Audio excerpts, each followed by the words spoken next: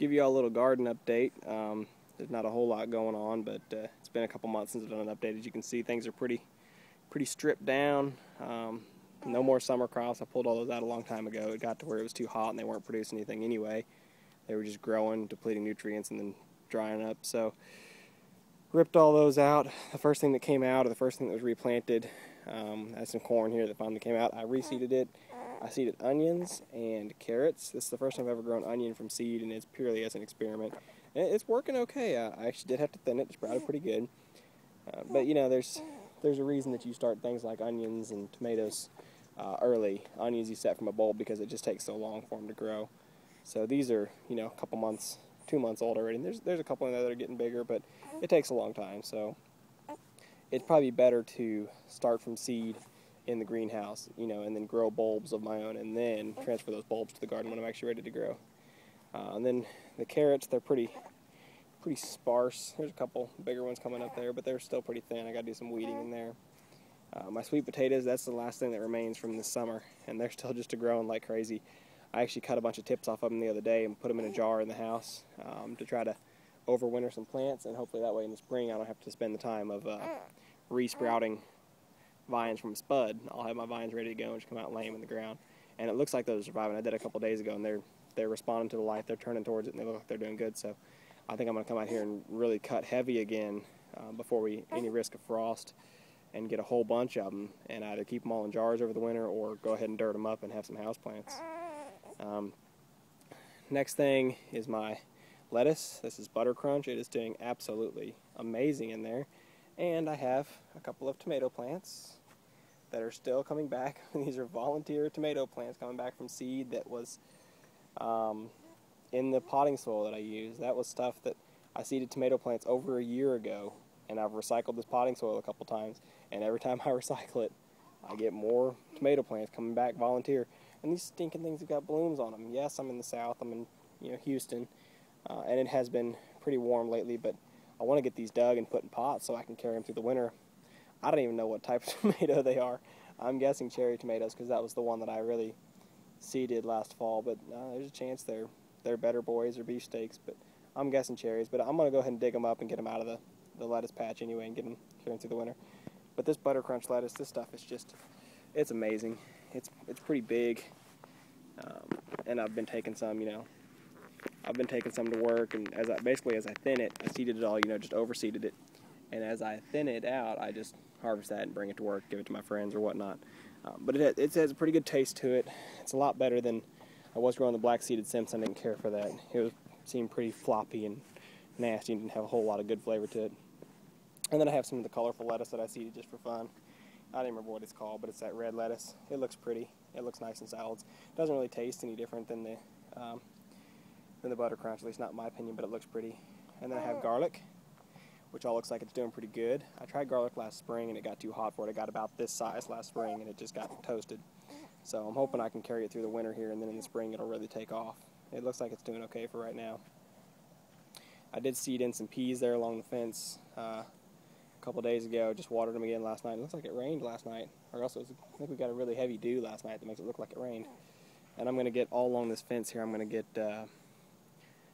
fencing put up that the plants can climb on. It's not a solid fence like it used to be with the boards, so I'm going to put up just a mesh or something, kind of like that lattice over there.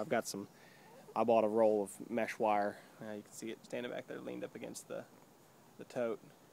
It's got a 2x4 pattern on it, I think, and I got it on clearance at Lowe's. So I'm going to do that all along this fence here, and then all along that fence there, as long as I have it to grow all my vining plants on. Because this worked really good to have the gourds on the fence. You can see there's a couple gourds still hanging in there that are drying out real well. And I mean, they grew all the way down to my neighbor's fence over there, and they grew, almost all the way to the gate on that side. So that worked really good. And the sweet potatoes, of course, love to climb on them too. Lastly, what I have here is some radish that I planted. I've thinned it a couple times. And then I have some Swiss chard, some rainbow chard, which is doing awesome. I love this stuff just because it's pretty.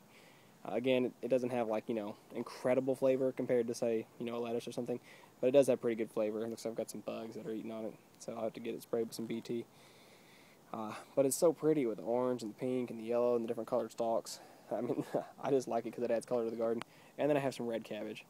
And I bought these starts at Walmart It was not. It was I think $2 or $3 for that 9-pack, and I just thought, hey, why not give it a shot? I've never grown red cabbage before, which it's just cabbage, but figured I'd give it a shot, and they are doing incredible. As is the chard.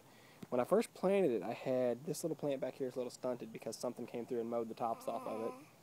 And I figured it was a rabbit or something, and maybe it was. I've seen some rabbits around. But I didn't really pay it any mind. But that's it for the garden. There's the remaining 2 strawberry plants that I have that made it through the summer. I dug them and potted them just so I could open up space in the garden to plant other stuff, and I'll find a way to put them back in somewhere. And unfortunately, my father-in-law's strawberry patch got roasted too back in Missouri this summer, so he doesn't even have any strawberries that I can dig at what he has. He needs to keep, so I think I'm on my own to actually be a grown-up and buy my own strawberries and stop glomming off my father-in-law. But anyway, it was either a rabbit that ate my rainbow chard, or it was a rat. So I'll show you guys where we're at now. This is what I've got going in my greenhouse. I had a whole bunch of good stuff seeded up here. I was growing some Texas bluebonnets because I wanted to grow the wildflower seed. They're pretty, and I wanted to be able to grow them and just plant them out throughout my yard. And there I had some kale. These are regular flowers, hollyhocks. These are flowers as well, foxgloves. And I just wanted to grow these just to see it and try my hand at growing flowers. There's actually a pretty big market, especially in the suburbs, for potted flowers. So I'd really like to see if I could kind of hone in on that and be able to do it possibly, as another side hobby venture and actually do it feasibly enough to make some money at it. Had a couple more bluebonnets that sprouted in there, and then I had some cabbage plants in here, some ball clover that I was sprouting just for fun for wildflowers. I do have a stand of lettuce that's still done pretty good, and there's what's left of my crimson clover that I was trying to grow, and there's a mousetrap. So I came out here about 2 weeks ago, and half of my kale had been chewed on. And I thought maybe I had a slug or something in there, or some little critter eating on it. Didn't pay it a whole lot of mind. And then nothing happened for about 2 weeks.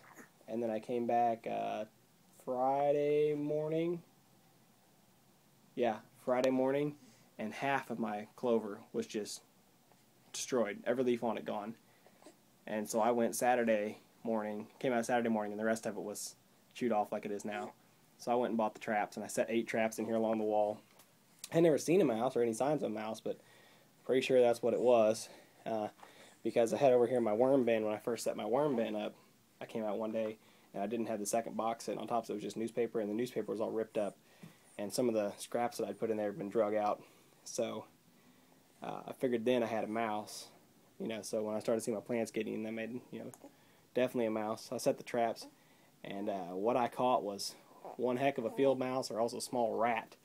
And I'll put some pictures up here on the end of this video of what he looked like. But came out, I set the traps yesterday afternoon, came out this morning, and I have one trap set there where those pots are now, and he was laid up right there. Caught him just by his paw. So I'm pretty sure he actually died of a heart attack, because I just barely had his paw, and you'll see in the videos how it popped him. But I guess he's thrashed around and broke his own neck or gave himself a heart attack. But anyway, just want to share that with you. So if you do have a greenhouse and you know that it's not very necessarily animal tight, you might be on the alert for rats. And I know what brought him in was the worm bin, because of the scraps in it. That's what brought him into the greenhouse. I've never seen a rat or a mouse anywhere on my property until now. But it doesn't surprise me with the woods and stuff out behind the house. It makes sense that they'd be around here.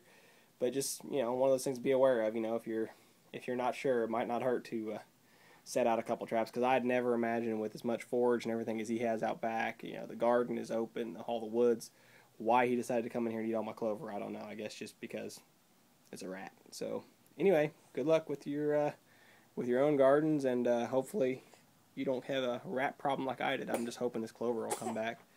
But that's it for now. See ya.